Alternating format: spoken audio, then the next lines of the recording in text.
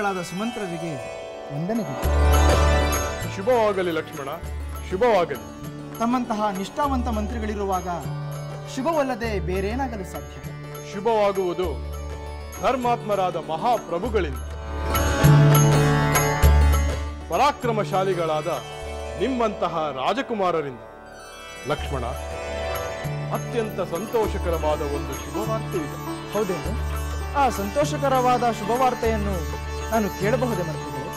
ನೀನಲ್ಲದೆ ಮತ್ತಿನ್ಯಾರು ತಾನೇ ಕೇಳಲು ಸಾಧ್ಯ?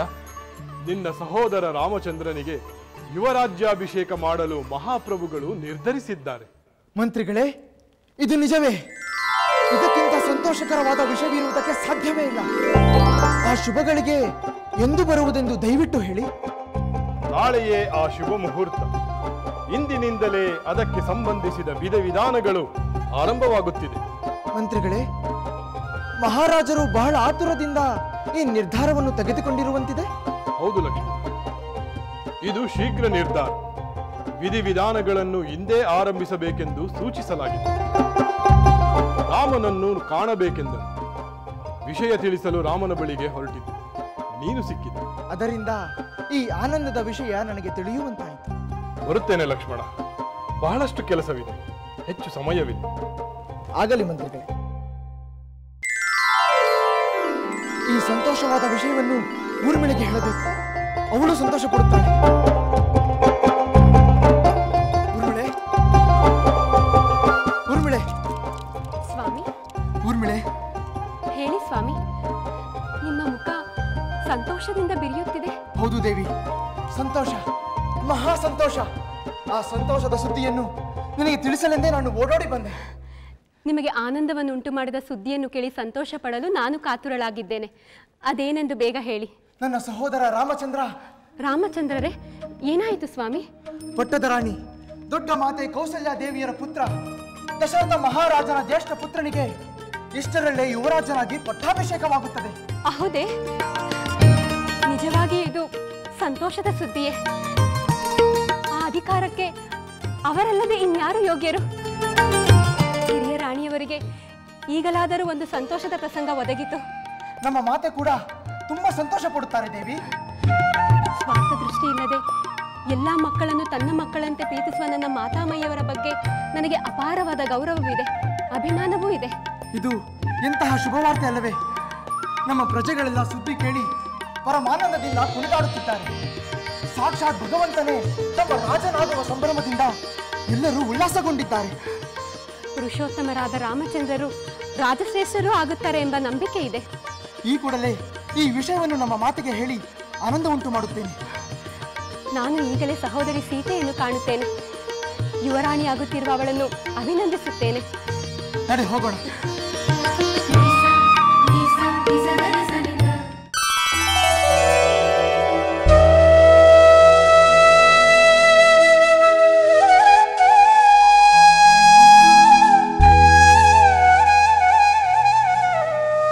ತೆಗೆದುಕೋ ಕುಮಾರ.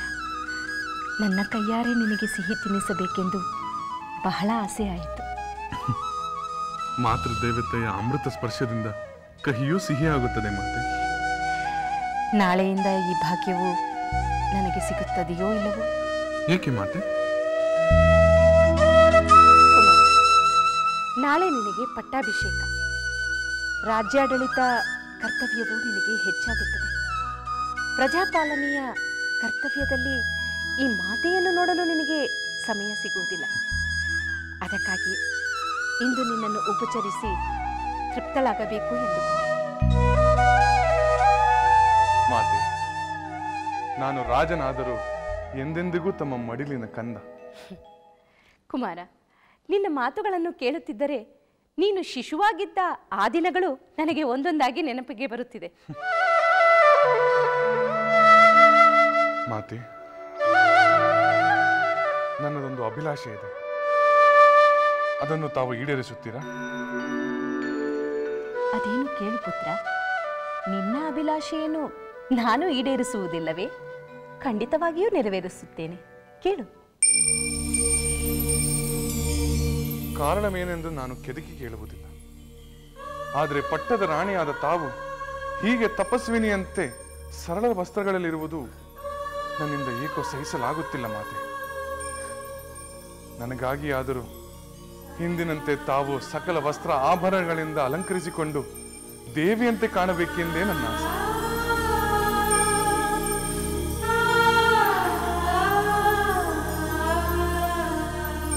ಚಿಂತಿಸಬೇಡ ಕುಮಾರ. ನನ್ನ ಪುತ್ರನ ಇಷ್ಟು ಚಿಕ್ಕ ಆಸೆಯನ್ನು ನಾನು ನೆರವೇರಿಸಲಾರೆನೆ. ನೀನು ಮುಂದಿನ ಬಾರಿ ನನ್ನನ್ನು ಕಾಣಲು ಬರುವಾಗ ನಾನು ಸರ್ವಾಭರಣ ಭೂಷಿತಳಾಗಿ ನಿನಗೆ ಆಶೀರ್ವಾದವನ್ನು ನೀಡುತ್ತೇನೆ. ನಾನು ಕೃತಾರ್ಥನಾದೆ ಮಾತೆ.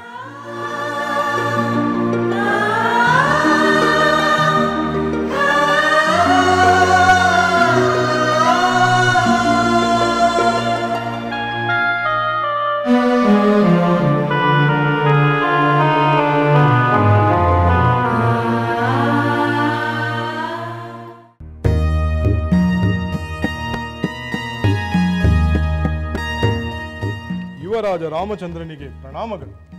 ಮಹಾಮಂತ್ರಿಗಳೇ, ಇದೇನು ವಿನೋದ? ತಮ್ಮಂತ ಹಿರಿಯರಿಗೆ ಕಿರಿಯನಾದ ನಾನು ಪ್ರಣಾಮ ಮಾಡಬೇಕು. ರಾಮಚಂದ್ರ, ನಿನ್ನ ಸೌಜನ್ಯ ಬಹಳ ದೊಡ್ಡದು. ಈ ಕ್ಷಣ ನಿಮ್ಮ ತಂದೆಯವರನ್ನು ಕಾಣಬೇಕಂತೆ. ಮಹಾಮಂತ್ರಿಗಳೇ, ನಾನು ಈಗ ತಾನೇ ನನ್ನ ತಂದೆಯವರನ್ನು ಭೇಟಿ ಮಾಡಿ ಬಂದೆನಲ್ಲ. ಆಗ ಅವರು ನಿಮಗೆ ನಿಮ್ಮ ಯುವರಾಜ್ಯಾಭಿಷೇಕದ ವಿಷಯ ತಿಳಿಸಿದರಲ್ಲವೇ? ಹೌದು, ತಿಳಿಸಿದರು. ನಾನು ಈಗಷ್ಟೇ ಮಾತೆಯವರಿಗೆ ಆ ಶುಭವಾರ್ತೆಯನ್ನು ತಿಳಿಸಿ ಬರುತ್ತಿದ್ದೇನೆ. ನೀವು ನಿಮ್ಮ ತಂದೆಯವರನ್ನು ಭೇಟಿ ಮಾಡಿದ ನಂತರ ಅವರು ನನ್ನನ್ನು ಮತ್ತೆ ಬರ ಹೇಳಿದರು. ಅದೇಕೋ ನಿಮ್ಮನ್ನು ಮತ್ತೆ ಕಾಣಬೇಕಂತೆ. ಅದಕ್ಕೆ ವಿಷಯ ತಿಳಿಸಲು ನಾನು ಬಂದೆ. ಈಗ ನೀವು ದಯವಿಟ್ಟು ನಿಮ್ಮ ತಂದೆಯವರನ್ನು ನೋಡಲು ತಕ್ಷಣ ಹೊರಡಿ. ಆಗಲಿ ಮಂತ್ರಿವರ್ಯ, ನಾನು ಈ ಕ್ಷಣವೇ ನನ್ನ ತಂದೆಯವರನ್ನು ಕಾಣಲು ಹೋಗುತ್ತೇನೆ. ಪಿತೃವಾಕ್ಯವೆಂದರೆ ತಮಗೆ ಪರಮ ಪವಿತ್ರವೆಂಬುದು ನನಗೆ ಚೆನ್ನಾಗಿ ಗೊತ್ತು ರಾಮಚಂದ್ರ. ನಾನಿನ್ನು ಬರುತ್ತೆ.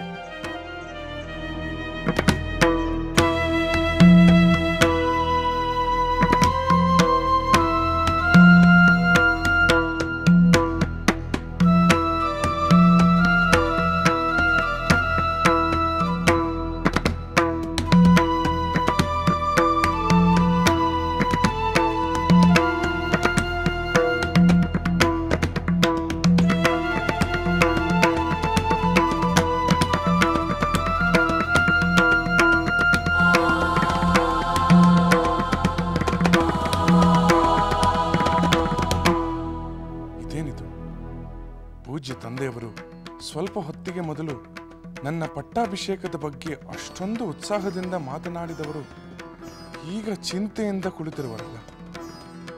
ಏನು ಕಾರಣವಿರಬಹುದು?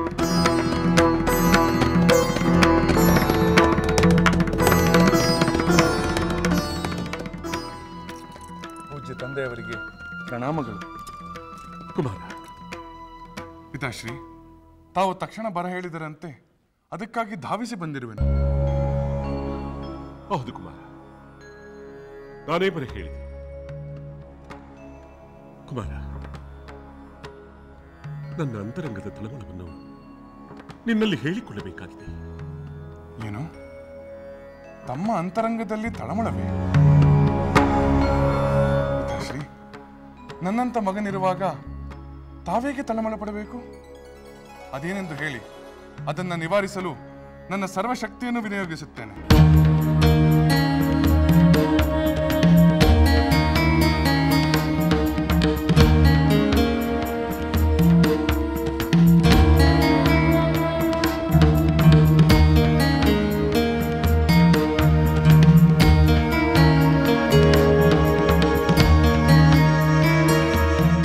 ಕುಮಾರ,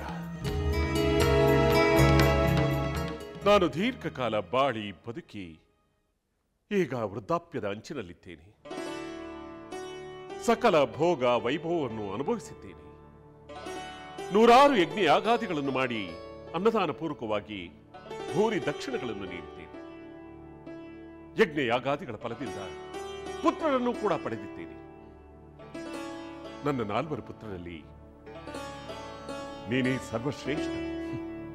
ಪಿತಾಶ್ರೀ, ನನ್ನ ಸೋದರರು ನನ್ನಷ್ಟೇ ಗುಣವಂತರು, ಪಿತೃಭಕ್ತಿ ಉಳ್ಳವರು.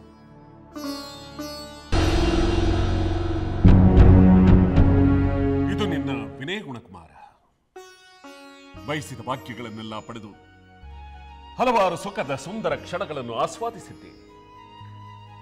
ದೇವಋಣ, ಋಷಿ ಋಣ, ಪಿತೃಋಣ, ವಿಪ್ರಋಣ, ಆತ್ಮ ಋಣಗಳೆಂಬ ಪಂಚ ಋಣಗಳಿಂದ ನಾನು ಮುಕ್ತನಾಗಿದ್ದೇನೆ. ರಾಜನಾಗಿಯೂ ಕೂಡ ನಿರ್ವಂಚನೆಯಿಂದ ನನ್ನ ಕರ್ತವ್ಯವನ್ನು ನಾನು ಮಾಡಿದ್ದೇನೆ ಎಂಬ ನಂಬಿಕೆ ನನಗೆ. ಪಿತಾಶ್ರೀ, ಇದೆಲ್ಲವೂ ಸಂತೋಷ ಪಡುವಂತಹ ವಿಚಾರವೇ ಹೊರತು ಚಿಂತೆ ಪಡುವ ಕಾರಣಗಳಲ್ಲವಲ್ಲ?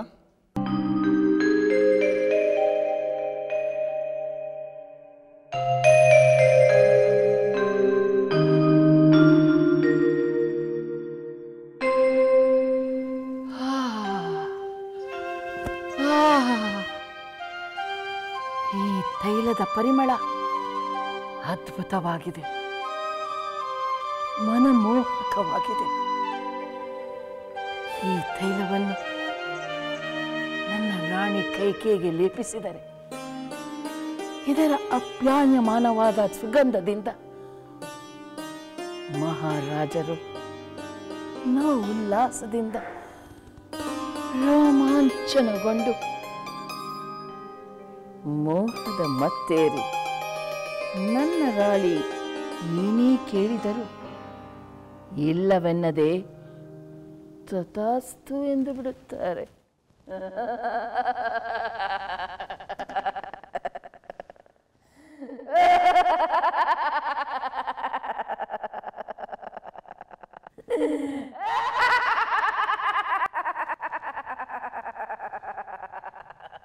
ಮತ್ತೆ ಅಂತಾರೆ ಏನು ವಿಷಯ? ರಾಣಿ ಸುಮಿತ್ರಾ ದೇವಿಯವರು ತಮ್ಮ ಪುತ್ರ ಲಕ್ಷ್ಮಣನೊಡನೆ ಕೌಸಲ್ಯ ದೇವಿಯವರ ಅಂತಃಪುರಕ್ಕೆ ತೆರಳಿದರು. ಹೌದೇ? ಇಷ್ಟು ಹೊತ್ತಿನಲ್ಲಿ ಪಟ್ಟದ ರಾಣಿಯವರ ಅಂತಃಪುರಕ್ಕೆ ತೆರಳುವುದೆಂದರೆ ಏನೋ ವಿಷಯವಿರಲೇಬೇಕು.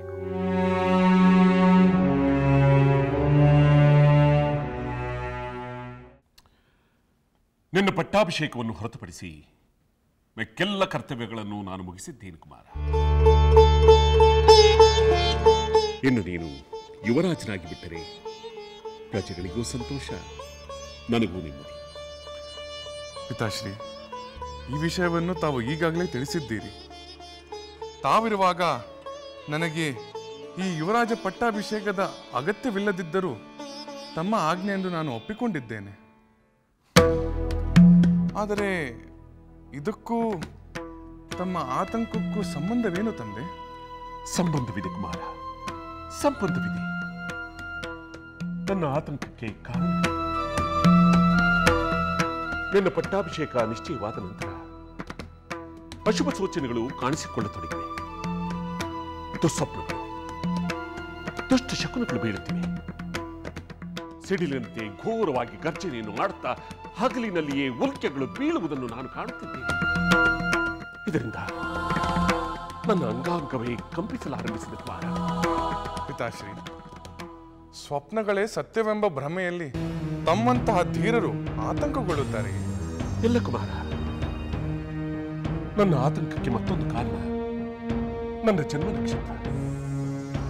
ಅಶುಭ ಗ್ರಹಗಳಾದ ಸೂರ್ಯ, ಅಂಗಾರಕ, ರಾಹು ಸಮಾಕ್ರಾಂತರಾಗಿದ್ದಾರೆ ಎಂದು ದೈವಜ್ಞರು ಹೇಳುತ್ತಾರೆ. ಇಂತಹ ದುರ್ನಿಮಿತ್ತಗಳು ಕಾಣಿಸಿಕೊಂಡಾಗ ರಾಜನಿಗೆ ಸಾವುಂಟಾಗುತ್ತದೆ ಅಥವಾ ಘೋರವಾದ ವಿಪತ್ತಿಗೆ ಕಾರಣನಾಗುತ್ತಾನೆ ಎಂದು ಅವರು ಹೇಳುತ್ತಾರೆ. ಇಲ್ಲ ತಂದೆ, ಇಲ್ಲ. ಹೀಗೆ ಕೆಟ್ಟದಾಗಿ ಮಾತನಾಡಬೇಡಿ. ನಾನು ಸಹಿಸಲಾರೆ. ರಾಮಚಂದ್ರ, ಸಮಾಧಾನ, ಸಮಾಧಾನ.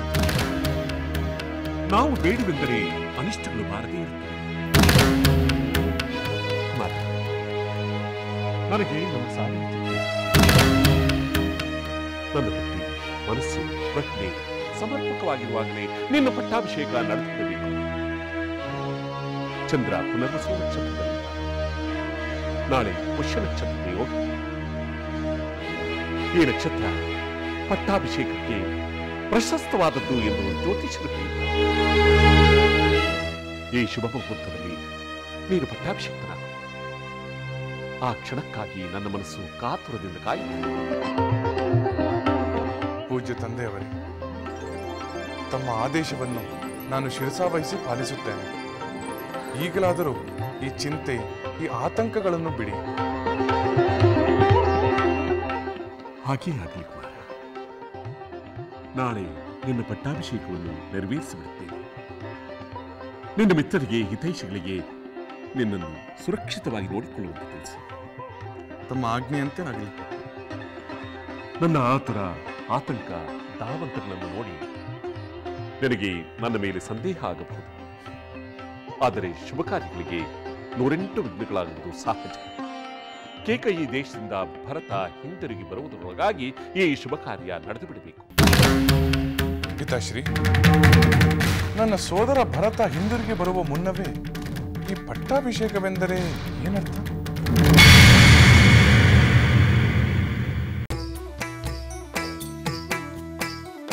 ಲಂಕೆಯಲ್ಲಿನ ದುರುಳ ದರ್ಪವು ಸೀತೆ ಸಹನೆಗೆ ಸೋತಿತು. ಅಂಕೆ ಇರದ ಅಸುರ ಕುಲವು ರಾಮ ಬಾಣಕ್ಕೆ ಅಡಗಿತು. ದೂರವಿರಲಿ ಸನಿಹವಿರಲಿ ರಾಮ ಹೃದಯ ನಿವಾಸಿನಿ. ಯುಗವು ಯುಗವು ಸಾಗಲಿ ಅಕಳಂಕ ಪ್ರೇಮ ಪ್ರಬೋಧಿನಿ.